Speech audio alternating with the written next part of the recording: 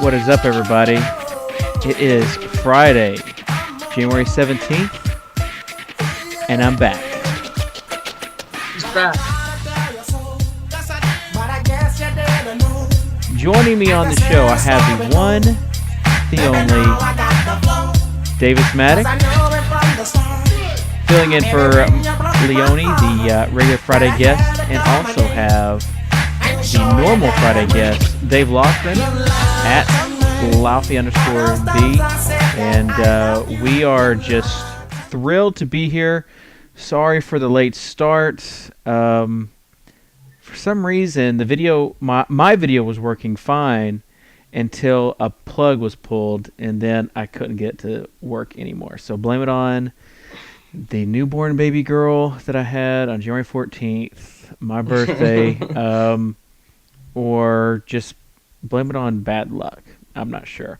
But blame it on me if you want. That's what we have a webcam for, though, as for that backup. So we got it all hooked up, ready to go, and just really thankful for Davis, you filling in this week. You have been a big lifesaver, and I've heard, I only got to watch a little bit of the shows the other day, but I heard that they were very, very entertaining, especially the end of, was it Tuesday's show? Yeah, Tuesday's show. There were only 4 games, so we had to do something entertaining for the viewers. So I told some stories. That's what I hear. So good stuff.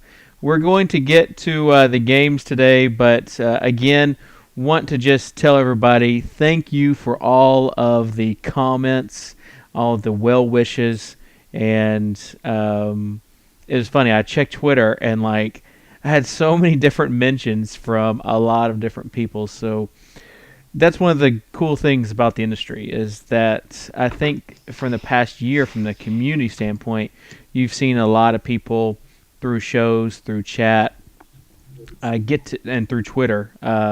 Twitter is probably the main vehicle, but you've seen people kind of get to know each other. And I tweeted it earlier today, but we got home and had this huge package on the front doorstep, and it was a little tyke, like one of those birthday or one of those cars. It typically I think is orange or yellow and red, but it's pink. And I didn't know who sent it until my wife checked the packing slip, and sure enough, on the inside, our good buddy DP47 sent it, and so that was pretty cool. It was really cool. So I felt the love this week, and Napster Man took down the qualifier on Wednesday. It's been a little different, not being able to play the normal volume, but I guess the only thing that could make that better for me is the birth of our first child. So it has been a very cool week. And again, Davis, I appreciate you filling in. And Dave, I appreciate you more than you know. Dave and I have talked and wanted to make an announcement that Dave is actually going to be a full-time contributor to FantasyInsiders.com for basically NBA, MLB, NFL. But starting next week, he is making that shift, and he has done the Friday articles for us. And I was so impressed by the Friday articles that I offered him the chance to do more, and he has graciously accepted. And I just can't tell you how pumped I am to have both you guys. I'm excited too. Thanks, Dave. With us doing the NBA show. So with that being said, let's just get on to some NBA action. Davis, why don't you catch us up on some of the news? I guess it looks like the only thing that I really saw that sort of moved anything for me is that Gordon Hayward is a game-time decision, and no one said anything about Powell not playing, so that means Jordan Hill can't play him as much as I want to, and then Chalmers is going to play tonight, so Norris Cole is out as that super punt option at point guard against the Sixers. Yeah, so the Sixers game, Dave, being in Philly, or close to Philly, what are your thoughts? Is it you play everybody? Yeah, I'm not afraid of a blowout. I expect to be somewhat of a blowout. I think, Miami on a 3-game slide heading into Philadelphia. I think they will take this one relatively easy, but it's one of those games where I can't really let somebody getting their ass kicked really push me off of a play because there's too much there. There's too much opportunity there, especially with Chris Bosh. The guy's really minimally priced everywhere. You're not going to find many guys cheaper than him with upside tonight. So there's a lot of guys that are too cheap to pass up because of the risk of a blowout.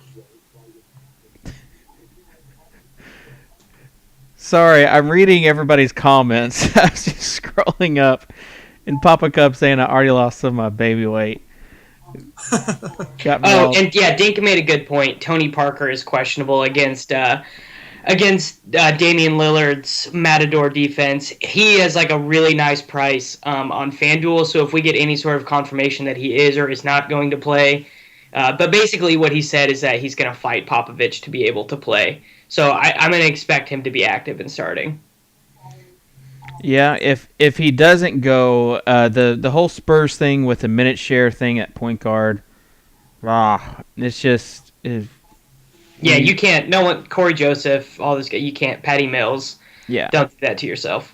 Patty Mills really looked to have taken over though last time when he had a really solid game last time Tony Parker was out. He played I think like 30. He played bigger minutes. He had like 40 fantasy points. So I mean, it's not really. I can't say he's trustworthy at all. But with the lack of the lack of bottom barrel value plays today, if Parker's out, I don't know. He might be a GPP punt because there's really not much available, especially at the point guard position in terms of value. Yeah. I think that last game might have to do with Corey Joseph also getting into foul trouble. And Patty started that game. He did. But they also said there was going to be kind of a minutes share thing. And I remember it was kind of a late start, so everybody was kind of guessing who was going to be the starter. So we'll see. Dink says that Mills plays with Manu and Joseph with Bellinelli and Green, so Green's absence could shift more minutes to Mills in that scenario. So, and Papa Cub kind of mentions what happened last time was that late lock or that late game start thing. It's going to be you just kind of want to stay away unless you're playing on a game that allows late swaps. So that kind of is that's kind of how I'll be approaching it with the minimum number of games that I have. I will say that late swap sites for me probably not as appealing as what they were before a newborn was here. There's something about just setting your lineup and setting it and then going and living your life. Yeah, for just a couple setting hours. it and letting it roll. So that's probably what I will do. This Cavs Nuggets game looks to be kind of insane. The spread of 7 and over and under of 213. The same as that Spurs and Blazers game. So thoughts on this Nuggets at home against the Cavs? What are your thoughts, Dave, on this game? Yeah, I like it. There's some other games I like a bit more, so I guess I might not have as many players in lineups from this, but Ty Lawson, he's a great play, I think. Randy Foy's cheap on FanDuel. What's he like? 53. Actually, I don't know what he is, but I know he's relatively cheap on most sites. Tristan Thompson last game out against Denver had, I think, 55, 60 fantasy points. He had 20 rebounds. There's a lot of good plays in this game, but I don't know. It's not necessarily one of my favorites just because I got my eyes on a lot of players from that Boston Lakers game. Yeah. What about you, Davis? Yeah, I'm all over Ty Lawson. Anytime I can take like a really good scoring point guard against Kyrie's defense, I'm going to do it. And I mean, we've talked about him a bunch on the show, but Geraldo Vulgaris, who's like the smartest person in the world about the NBA, basically says that Mike Brown's point guard defense is like his system is the worst at it and just lets point guards score at will. So like I'm on Lawson across the board tonight. Yeah, I like him too. You know what's interesting though? He went 1 for 13 against them last time out, which is, very uncharacteristic. What? That's just weird because they don't even really have a rim protecting center, especially when they play Hickson. They have no rim protection. Right, and not that it matters. It's one game, but at the same time, I would have expected a little something different than 4 points on 1 for 13 shooting. So if you have Lawson and John Wall, who would you pick? Lawson. Yeah, Lawson. Okay, me too. Just making sure we're on the same page there.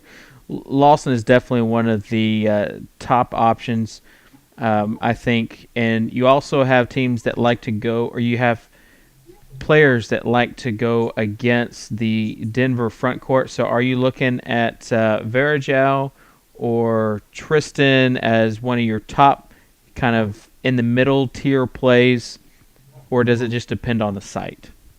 I think it depends on price. But Thompson, against Denver, he put up 17 points, 21 rebounds, and 3 blocks. So, I mean, that's a really solid game. And they just have a lot of trouble containing power forwards with the undersized front court when Mozgov isn't out there. So, I don't know. I think that both of those guys, Varejao and Thompson, could have decent games. But at the same time, like I said, I'm not huge on them. I like them, but they're kind of one of those guys that if they fit in my lineup, I'll play them. But if they don't, I'll probably look elsewhere. We have some questions that have to do with the point guard position. Lawson or Conley? I think that is kind of a no-brainer for us three going on Lawson. I mean, he is a. I do really like Conley's price on Draft Street though. Yeah, he's been playing phenomenal basketball. He's been playing great right now, but I don't trust him as much as Lawson, especially in a game that's going to see significantly more scoring. You also have Lowry or Wall, and Davis, you chose to go with the Wall side. Yeah, I mean, I guess I don't believe so much in this Raptors resurgence as much as everyone else does, and I just think John Wall is such a safe play because he does so much on offense for those guys. That's just sort of where I'm at with that. Just like in general, I'm going to take Wall over Lowry, like given neutral matchup and stuff. What happened with Rubio the other night? What game? I think it was Tuesday, maybe it was Monday. I don't know. I was using the value tool and saw that he had a horrible game. It's kind of been commonplace this year, no? Yeah. Well, it's just he can't score. So if he's not getting assists, rebounds, stuff like that, if he's not getting hustle stats, then he's not going to have a good fantasy game because he can't shoot. It was like he was one of the least valuable players, and I guess that was Wednesday. And Drew says that Adelman's tinkering with closing lineups. That's never good. When you sit during crunch time, never good, and it takes away a lot of value. You know, we've talked before, like when Boozer, back when they had more players, and it was like for certain that he wasn't going to play that fourth quarter. It does take away from their value when you're wanting them to play those last 4 to 6 to 8 minutes of the game. Let's see. We have some more questions. Bosch or Varejao? I mean, I'm gonna take Bosch. Me too. You don't play with the Sixers magic. Just trust it. Yeah. Bosch has been really inconsistent, but if there's one team that's going to cure his problems, it's going to be Philadelphia. So he put up 22 in 10 against them last time. He's a great mid-range play. You also have in that Boston game. I want to get your take, Dave, on why you're so in love with this Boston game. You've got Solinger as the kind of poster guy. Explain to me why you love this game. Look, I know he's risky. I know anyone in that front court is risky, but God, he's coming off a huge game. And is there any better matchup than the Lakers? I mean, their front court is a sieve in terms of fantasy points allowed. They can't. The rebounding rate is terrible. Everything they do is terrible. So I don't see why Sullinger with 30 minutes, 33 minutes shouldn't put up, a really nice. He shouldn't have a really nice performance. Now, granted, it's always possible that he gets yanked and something goes wrong and Brandon Bass or Humphries ends up seeing 40 minutes. But I'm willing to risk it tonight. I really am. You look at the power forwards and centers that have gone up against them it, all year, but more importantly recently, and they've just every single one of them has killed them. And we're talking like low level, really not high talent type forwards or centers, and they're still doing it every single time. So yeah, I just think he's a great play tonight, and he's cheap. He's 5,300 or 5,400 on FanDuel. And, at that price, you need a little over 25 fantasy points. I don't see any trouble with him accumulating 30, 35 on the night, if not more. Yeah, he's very cheap, and so is Humphreys. Are you a little bit nervous about Humphreys at all, Davis? Yeah, I'm trying to either talk myself into or out of using him at center on Draft Street because he's 11K in like a super nice matchup against the Lakers. So right now he's in my cash game lineup at center, but I feel like there's risk associated with using him there. There absolutely is risk associated with using anyone from the Boston front court. But my whole deal is, so maybe he does get pinched for minutes, but he could still meet value for 11K in 20 minutes against the Lakers. Exactly. He could still get 12 and 12 in 20 minutes. Even if him and Brandon Bass each see 25 minutes like it's been over the past two games, he should still see 30 fantasy points, 25 fantasy points. So, yeah, I don't see a problem with him at all. Draft Street, he's a little much though. It's. I know what Davis is saying. Like he's tempting, but he's a little bit less appealing at that price.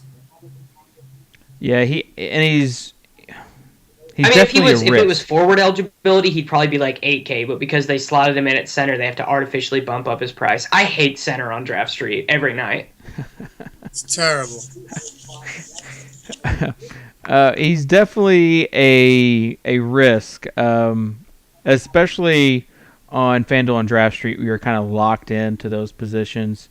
Now, other places where you can kind of get some love there with power forward and center and not be hamstrung with that one center position or those two power forward positions or forward positions, then I think it does a lot better.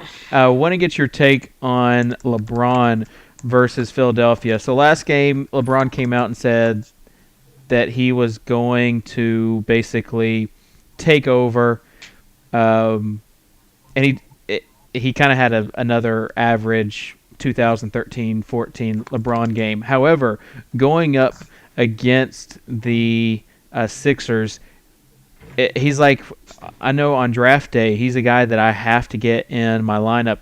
Even on FanDuel, I think that at 10-5, he's a decent play there where you can get value elsewhere. So, thoughts on playing LeBron tonight?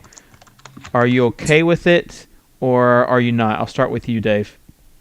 Yeah, I'm very okay with it. He's 10-3 on FanDuel. I think tonight's the night for LeBron. I really do. He made all those statements the other day, and none of that came to fruition. They were down like 51-22 early in the second half, or in the first half. So I think that he's going to come out tonight and finally live up to what he was saying the other day. And even if he doesn't fully live up to that, you're going against the Philadelphia 76ers. There's no reason that he shouldn't have a big game, even if they blow him out. I mean, I just think, they're on a 3-game losing streak. I wouldn't be surprised if they run it up on him either. So I think that he's safer tonight than he typically would be. And I really haven't been a big advocate of playing him this year. He's been mediocre at best. Like 45 fantasy points is what he puts out really every night. But his price has dipped a little bit. And I think tonight's the night for LeBron. Someone asked the question, LeBron over Durant, and I think that for me, I would say yes. Me too. I don't like Durant that much. So here's some stuff about LeBron James. He has his lowest usage rate since his second year in the league. He has his lowest rebound rate since he played for Cleveland. He has his lowest assist percentage since he played in his career by far, actually since he was a rookie. So basically, LeBron is not trying that hard, I think, is what we can probably... Either he's hurt or he's not trying that hard. but against the Sixers, you're making up for all of that with extra possessions. Is the way that I'm choosing to look at it. Exactly. Right? You're making up for all, and I don't know how. Like literally every time I write a piece, I go over how important pace is because it's really like the number one thing that I look at when I'm getting ready to set rosters is I want to get the most amount of opportunities for fantasy points in my lineup as I can. And LeBron has the lowest usage rate of his career, still 29%. That's higher than 5 or 6 guys in the league. Like Rudy Gay was using like that many possessions in Toronto. Right, and he has the highest field goal percentage of his career. So, doesn't he? I'm pretty sure he does. I'm pretty sure it's the highest in his career. He's shooting like 59%.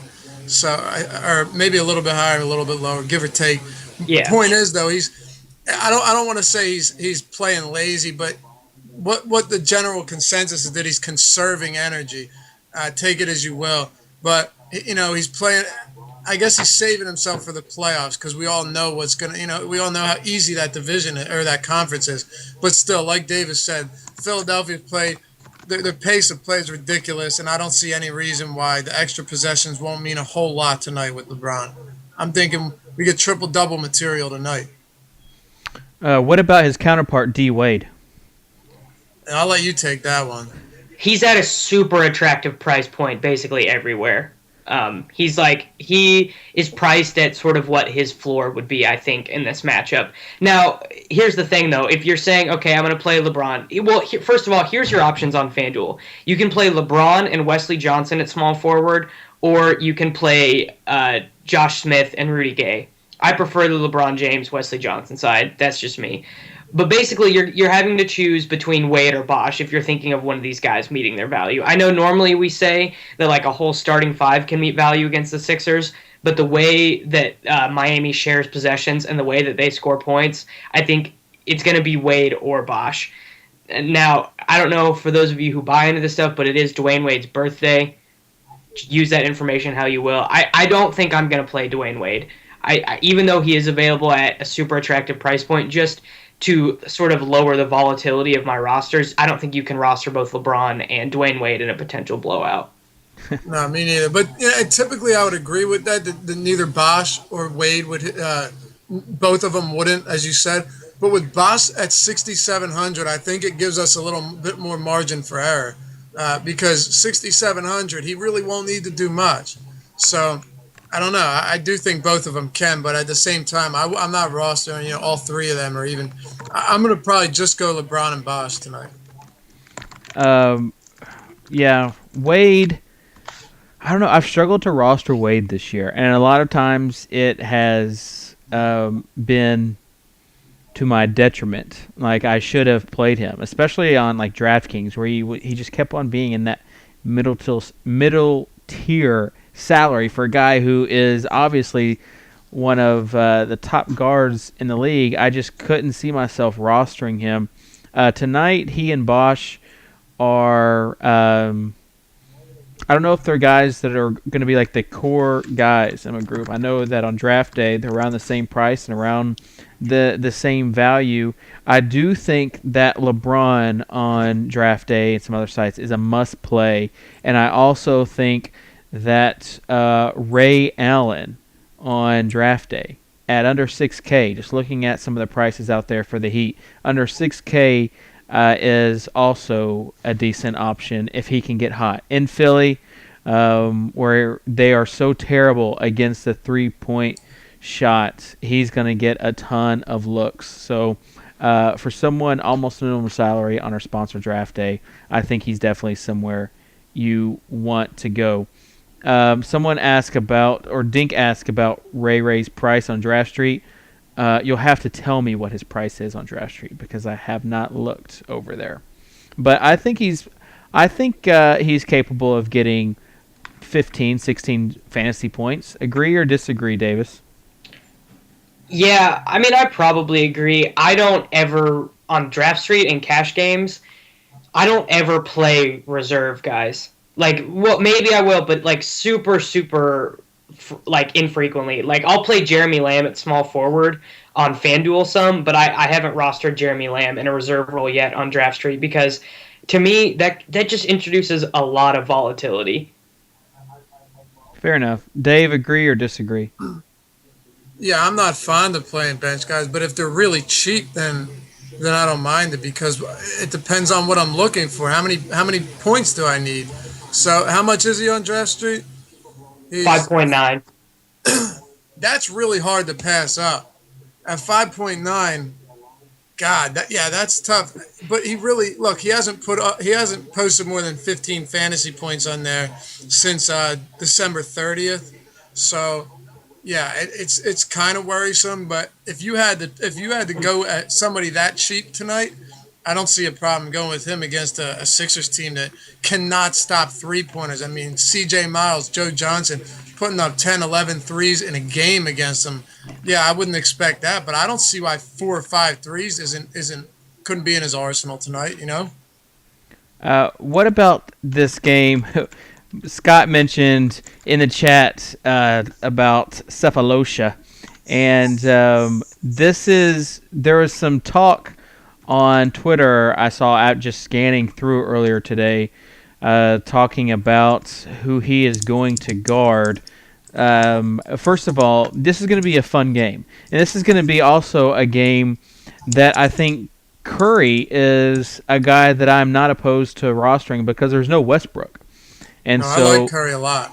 yeah, and so I think he is definitely one of those elite options tonight that you could pay for, and I don't have a problem with, especially where you can get him like in the shooting guard role. Maybe go Lawson, Curry, and then try to find some value plays in the front court. So I like that combo. But your thoughts on who Cephalosha guards tonight? Is it Clay or is it Curry? It's going to start out being Curry because that's what Brooks does. Now, Curry is obviously going to... Tabo is better against someone like Clay, who's not as laterally quick, but, I mean, he's still one of the best perimeter defenders in the league. The concern is that the Warriors just decide to isolate Clay in the post against Reggie, and with Perkins as the rim protector, it would work out if Ibaka was playing the 5, but that won't happen. So I think Reggie's going to end up getting switched back on Steph, and then Tabo's going to end up back on Clay. Scott did talk me into that. Yeah, and Dink kind of says the same thing that you do. So Scott thinks that Tabo's going to start on Clay, but you and Dink think that basically he's going to start out on Curry, but end up on Clay, and basically it's going to be Reggie Jackson trying to guard Curry tonight. So, I mean, it depends. The whole I think defensive matchups in this game could really go on how well David Lee is doing on Ibaka. If Brooks really dedicates some offensive plays to Ibaka early on, there's a chance that they just go Bogut and then the 4-guard lineup with Barnes in there, and then Ibaka ends up at the 5. They're not going to leave out Lee. God, I just hate David Lee. Ibaka owns his soul on blocks. Have you guys watched David Lee play Serge Ibaka? It's embarrassing for David Lee. You're letting some of your homerism come out. No, go watch the fourth quarter of the last Dubs Thunder game. He owned him. Also, to any of you considering rosting Thabo Cephalosha, just go on YouTube somewhere and watch him in an isolation offensive possession, and then talk yourself into it. The thing with the Thunder is that they have to score, and so they are going to be doing some offensive sets for Serge. Like, that's not even a question. Like, it's going to happen. But I think that it's going to also... regardless, David Lee's going to get his time. Like, he's not going to be benched. And we're not going to see Serge, like, have 20 and 15 tonight on David Lee. I think you're overestimating David Lee's the value that he provides to someone guarding or to someone facing him, and also you're undervaluing his worth. Thoughts on David Lee, Dave? We discussed this same game probably a month or two back, and it was Oklahoma City versus Golden State, and I remember all three of us came to the consensus that we weren't really big on anyone. However, we did, we thought they had value, but we weren't willing to pay for them. and then everyone ends up going off in that game. And I think with the way that Oklahoma City's been getting diced up by point guards, by starting point guards with Westbrook out and 10 games with him out, I really like Curry tonight. They Reggie Jackson can't stop him. He turns the ball over like crazy. And I think the thing that I like best about this is that they've managed to keep games close, despite them being, I believe, 6-5 or 5-5 or 6-5, might be 11 games with Westbrook out. Every game is close, and I think that it's going to be closely contested until the end. And this is one of those games where Curry's gonna come back up. He's been struggling a little bit lately, but I don't really think that's all due in part to him actually doing bad, but a lot to the scenarios that take place in each game. So yeah, I think that I'm a big fan of him. He's 9,000 on DraftKings. I don't know how you can pass that up. Yeah. Also, that this game is on ESPN tonight. You love those ESPN games. I mean, players get up for them, and people get to watch them that don't have the NBA League Pass. So why not roster some guys that you can cheer for that have good matchups? That's all I'm saying. And it's probably why Davis is wanting to roster Carmelo Anthony tonight. I want to roster Carmelo because Carmelo is a super safe play on performance sites every single night. You've been drinking the Grant Girton Kool-Aid. No, absolutely not. Because you can't ever play him on Draft Street like in a cash game lineup because he just misses a lot of shots. But on FanDuel, he's just super safe, and he's gonna have to play a ton of minutes because both Kenyon Martin and Amari are out. But I forgot to mention something about the Nuggets-Lakers game. Can I drop something real quick? Yeah, you can drop a nugget. Okay, all right. Ryan Kelly on Draft Street is 4.6K. The Lakers have 7 healthy bodies for tonight's game. So my boy Ryan Kelly, because apparently all of the mediocre Lakers role players other than Jody Meeks are now my boys. But yeah, Ryan Kelly in play for sure. He might even pick up some minutes at the 3. Correct me if I'm wrong, but he played 31 minutes last game. Correct. And, okay, I'm not wrong. So, yeah, I already had him locked in regardless. And even if they had 8 healthy bodies, if he can see 23, 25 minutes, at that price, it opens so much up. So, yeah, I'm definitely not opposed to him. But granted, that's on a site like Draft Street where the prices vary so much. Not on a site like FanDuel where he's 3,500, but when you're on a site where the highest priced player is 22,000 and you can get him for 4,000, you got a bargain. But don't go looking for him on sites where minimum salary is 35 and players go up to 11 grand. Yeah, that's Draft Street only. Right. So, but because of the whole 7 bodies thing, I mean, you do raise a good point. There's a lot of Lakers that are in good position, and Gasol is a guy that I'm looking at on multiple sites. Yeah, you look at him. Gasol is for sure in play on FanDuel on our sponsor DraftDay. He is a nice play. I want to get back to this Clippers-Knicks game. Dave, your thoughts on the game in general, and what do we know about Tyson Chandler tonight? Yeah, did you see the report? I didn't see the whole game last night, but apparently he left to the locker room hacking up a lung around in the second quarter. Did you see that, Davis or Dave? I wasn't watching, but yeah, he left to go to the locker room with the upper respiratory infection, but he came back and played. And unless Woodson is trying to introduce Cole Aldrich and Jeremy Tyler into his rotation tonight, Chandler has to play at least 30 minutes. I don't see any way they can be competitive in this game. And with he's Cole so cheap. He's so cheap in a lot of places. On FanDuel, I believe he's 46. He's 44 on DraftKings. And so with Stoudemire and Martin most certainly out tonight, he's going to have to play big minutes. Not only that, he isn't a scorer, but going up against the Clippers team that over the past 2 weeks is allowing more points to centers than any other team and more field goals made and more field goals attempted, it's nice for a guy like that because although he really doesn't make his living on points, on scoring, he's going to pad those stats a little bit tonight because they really can't stop centers. And I think that he makes for a really nice play, and he's going to see a lot of minutes tonight. And regardless of blowout, who are they going to put in there? Like Davis said, they don't have an option.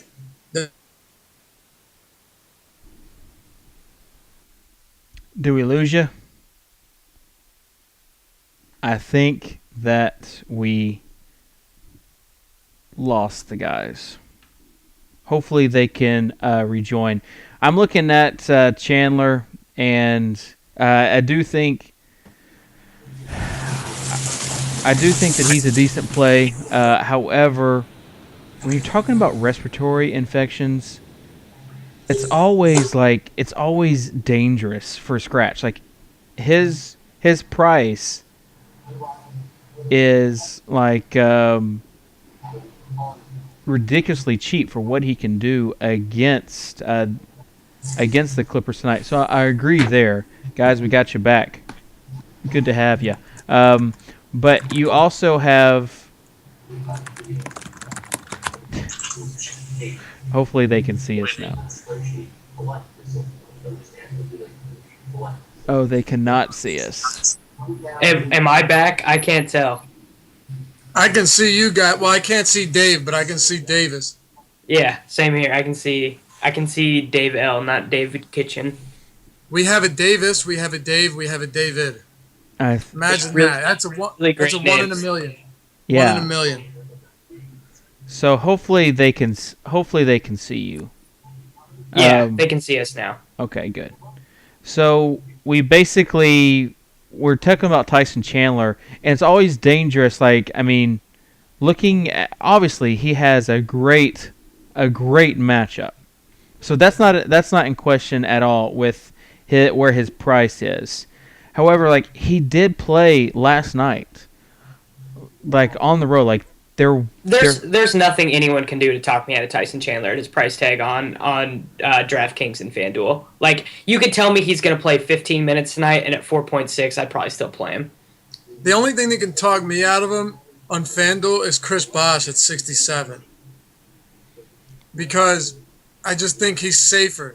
And I know Chandler. I really do like the matchup, and I actually had him in the column today as a center value play. But it's tough when you don't have multi-position eligibility, and now you got to pick between one of these guys. And Bosch and Chandler, both of them have really nice price tags, so it's kind of unfortunate that we have to choose between the two. Yeah, I mean, I agree. I mean, you just look at what his numbers are. And almost 30 fantasy points in 26 minutes against Indianapolis or against Indiana, which is really good. And then you have Charlotte only 11 points and then Dallas because of the whole respiratory infection. Like obviously, like he's not getting better.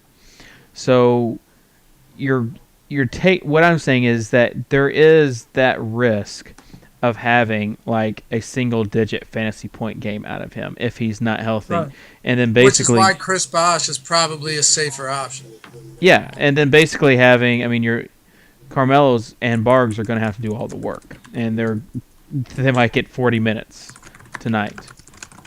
So we'll see. I do want to mention though our sponsor, DraftDay. They've got the Worm. And tonight is the big one. It's a $7,500 worm.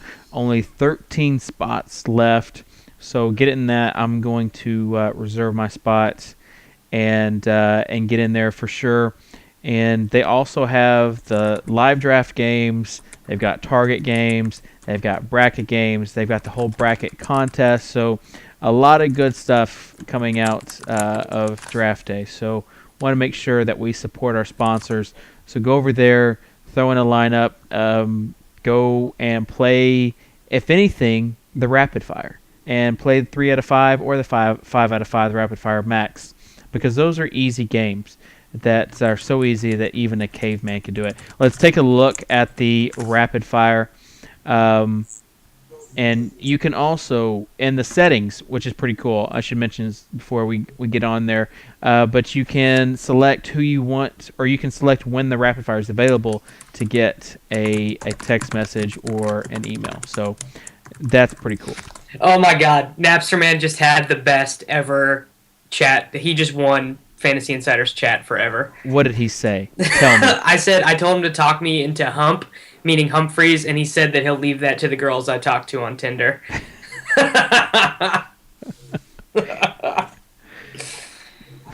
Oh, You and Nap. And again, I don't know if Nap heard me at the beginning of the show, but congrats, Nap, on the seat. I was like up at 3 a.m. like scrolling and saw that you had won it. So very cool. I'm glad that you're back to taking down tournaments. You know, getting back there to the top of the leaderboard where we expect that you will be. And someone said that it has to do with basically hosting a show. So you've got, myself and Mike and now Nap. So maybe Dave and Davis, you guys are next for a big qualifier. I don't play them, man. I don't play the quals. I'm in it tonight, but we'll see, man. Draft Street, for some reason, I don't know. I've had trouble acclimating to that, just because I'm so used to playing at the other sites, and I went over to Draft Street. I like it, but it's just one of those things where I've had more success on other sites, but I'm still chasing it. So we'll see what happens. There's only 100 people in it tonight, so. But yeah, congrats, Nap. That was a really nice lineup. Dude, he hit 300, bro. I know, I saw it. Killed that qual. He killed it. When do you see Noah put up, what did he put up, like 58 on Draft Street with like 5 turnovers? Yeah. So it helps when you go into 3 triple OTs. overtime doesn't, yeah. Hey, you need luck. You need a little bit of luck to win.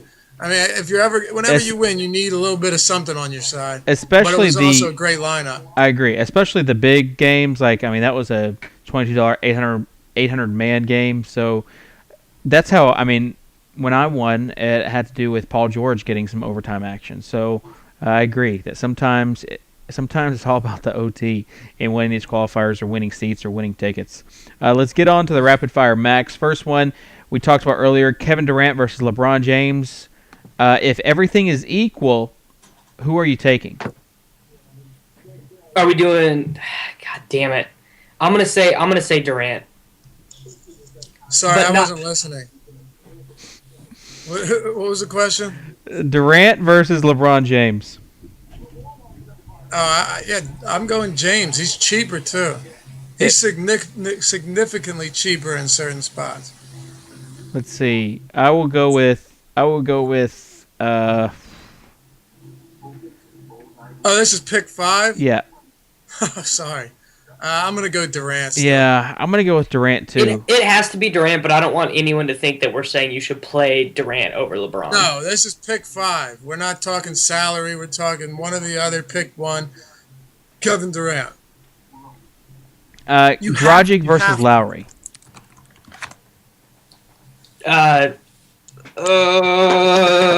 Lowry. Lowry or who? Dragic. I hate for some reason I still don't trust him and DeRozan no matter what they do, but I gotta go Lowry. I'm the same way. I cannot trust Kyle, and now he's so expensive everywhere. I can't play him. Right, and that's the problem. I mean, him and DeRozan are playing great, but DeRozan's the highest priced shooting guard now on on FanDuel. So when he would give you 41 fantasy points before, you're happy about it. Now he needs 41 fantasy points to hit value. Yeah, I mean, this one obviously is a tough one. I just think that Dragic is going to get a lot of run in a fast-paced game. So give me him over Lowry. Let's see. Thaddeus Young versus Avery Bradley. Old AB against LA and Thaddeus Young against Miami. Which side of the coin are you on? I'm going with Bradley. I don't know, a lot of people think the reemergence of Rajon Rondo is going to take away from him, but he's playing like 18 minutes, and it's not like Bradley was making money. You know, he wasn't making his living, as I said in the article, on assists or anything anyway, and it's not like Rondo's taking a ton of shots. So, if anything, I think it could benefit him slightly. But I must mention that Thaddeus Young's price on Draft Street is super cheap. Yeah, in an up and down game, I mean, he definitely has the ability. We've seen like where his ceiling is compared to AB. I feel like AB is more kind of a safer pick, but right. I think that's probably where I would lean. What about you, Davis? Yeah, I'm gonna go. I'm gonna go with Thad Young, not because I think Bradley like sucks in this matchup or anything. But the thing about him is that he's basically been moved to like a totally off the ball type player, and even against the Lakers in that matchup, it's still hard for me to say that because Thad Young is like their second or third option on offense, depending on like what sort of sets they're running on a given night. But with Rondo back, I feel like it's going to be the bigs who get the uptick on offense, not Bradley. All right, fair enough. You convinced me with that. You're right. With AB kind of playing off the ball lately, give me Thaddeus Young. This is what we call a booby trap play from Scott, and I think I have seen the light from it. Lawson versus Smith. I think we're both on Lawson. That one is definitely the easy one. Varejao versus Sully. Let's see how much that Dave likes Sully. Do you like him more than Varejao against the Nuggets?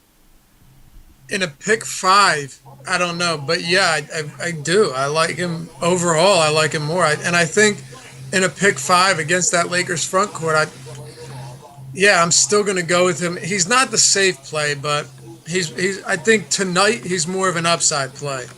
But in a pick 5, that's hard. Scott gave us a good one. That's hard. I'm still going to go with I'll go with Sullinger.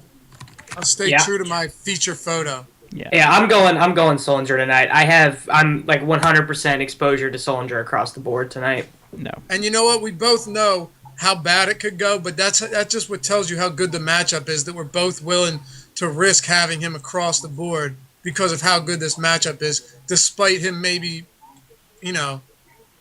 not really doing anything, but he's worth it. He's worth the risk to me. Oh, Varejao doesn't have a bad matchup either. That's why I'm going with him. And Dave probably should stay away from saying things like Scott gave us a hard one. Probably not. I meant what I said. Oh, man. Let's see. Yeah, Sullinger definitely has the goose egg there. We have some questions in the chat that we'll wrap up the show with. Again, if you haven't played the rapid fire, do it tonight and just see what comes out of it. Just see what you can do with it. Let's see. Lawson and James Johnson or Burke and Gay? Lawson and Jimmy Johns. Dave? Yeah. I agree. I'll go with the one Davis went with, but I like them both. Can you guys talk? Why are people Rudy Gay against Memphis? Like, I know it's like old team theory and everything, but Memphis plays that gross pace. They have Gasol back to guard the rim. If you guys read that Kurt Goldsberry piece on Gay that was published today, his big thing of numbers has been that he was shooting 42% at the rim when he was in Toronto. He's shooting 63% at the rim in Sacramento. You're not going to shoot 63% at the rim against Marc Gasol. That's not happening. You won't, but I think he's going to contribute elsewhere tonight, and I don't think he's too expensive. I actually like Rudy Gay. I see what you're saying, and that's a very valid point. But he put up 50 fantasy points against him with Marc Gasol and with Tony Allen in the lineup earlier this year in Memphis. So I think it's there, and his shot selection has been so much better as of late. And right, I understand where you're going with the percentages, but still, I think he's worth a look in GPPs, especially because he does have the upside, and he is playing great basketball right now. The guy's averaging over 40 fantasy points in his last 5 games. Yeah, no, I mean, and the Goldsberry piece was really interesting. He talked about how, like, in the NBA, basically players are going to be super effective until they get to a certain point of usage, and then once they pass that usage point, their, like, talents and their effectiveness decrease. And in Toronto, Gay was just being used too much, and now as, like, basically the third option on offense behind Boogie and Thomas, he's in his perfect role. So I'm totally with you. Like, I don't think he's a bad play, but he's not going to make it into my cash games because I prefer the LeBron James-Wesley Johnson combo more. Yeah, I'm staying away from Gay as well. The revenge game factor is why everybody is high up on him. And he has done well, but I agree that this just isn't the game that I want to target him. I'd rather have a guy like Josh Smith or, even Turner. We didn't get to talk about the Hornets players tonight.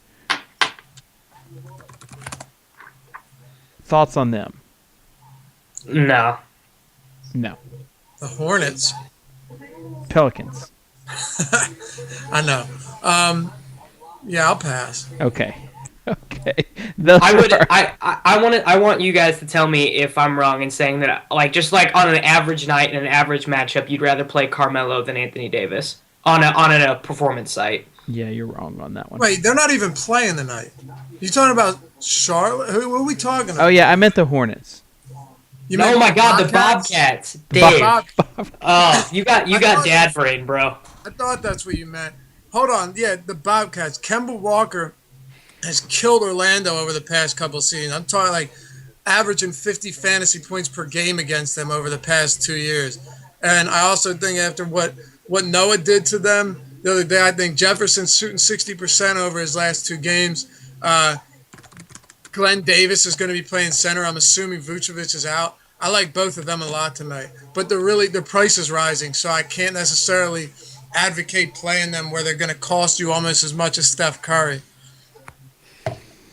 Yeah. Okay. Well, good. That's who I was asking about. Can we get into some questions, please? Let's get to a lightning round of questions as we end the show. You know the rules. You don't mention or you don't give the reason why. You just give the answer because that's all people want is the answer. Burke, Reddick, or Foy in a GPP? Davis. Burke. Wes Johnson over James Johnson. Dave. No, I'm not gonna.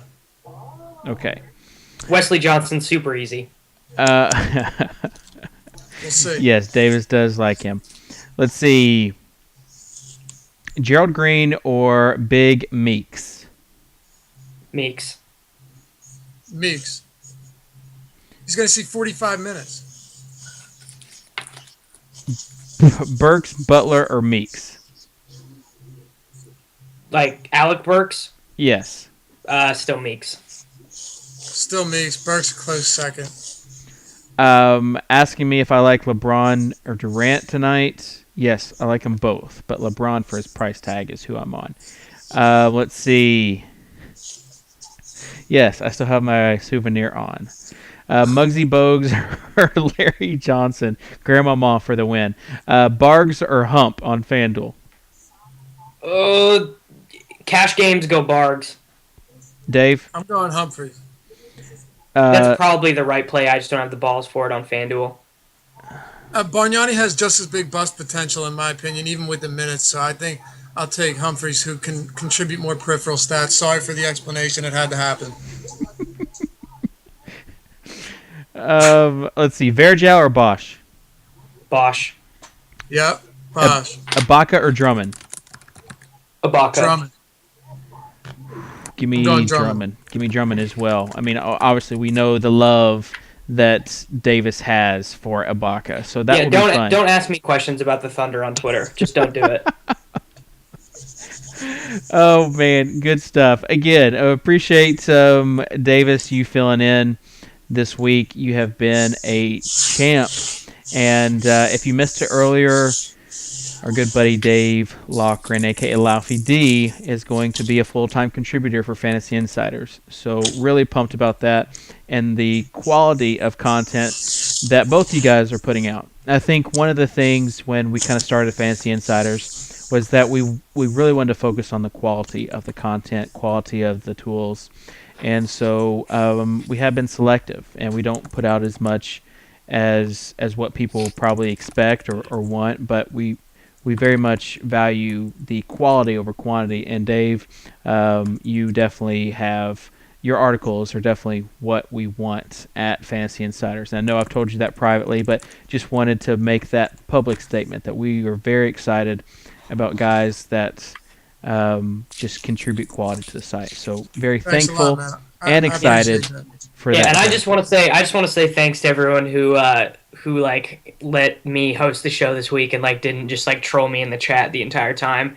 And thanks to Dink and Nap and Scott for coming on and helping me through it, because the only podcasts I've hosted have been football shows, so it was different doing it with the basketball slate. So it was cool that they did that. Want to also mention that we'll be back on Monday, regular schedule. I'll try to make sure everything is set up on time. So make sure you're tuning in 3:30 Eastern. Hit us up on Twitter at InsidersDFS, and you see also our Twitter names there on the screen. And with that, we'll wish you a goodbye, just like we know how to do.